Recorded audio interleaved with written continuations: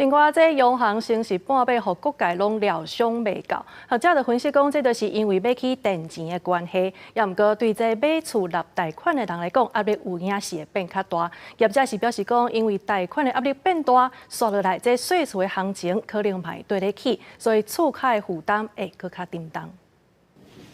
央行估计升利息半码，央行总裁杨金龙明确表示，为压制通膨预期，这是合理的决定。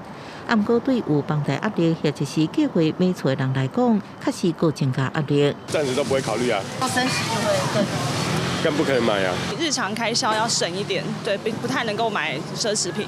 房仲业者分析，若贷款1000万30年还钱，这摆升利息每个月要加付差不多是600。不过，若回溯到2012年初，迄个时阵5大行库平均房贷利率是1.378%。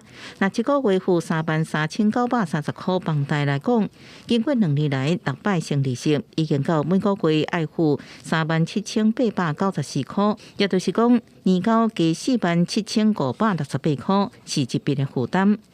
有估算起升利息效应也可能反映在税厝的市场。升息之后呢，事实上最直接的影响的反而不是房贷族，会是一些租客。那对于很多的房东，或许会把这些所谓的房贷者增加的成本去做一定程度的一个反应，会比较影响到今年呢，在特别寿险业者他们在这个相对于在购置相关，不管是在厂房、厂办或者是在办公室大楼等等的这一些的投资标的，它的难度上是增加的。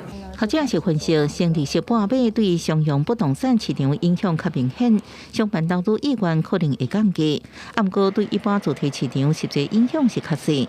房市买起未降温，尤其是受半导体题材影响，也会驱动部分地区厝价阁起来。记者综合报道。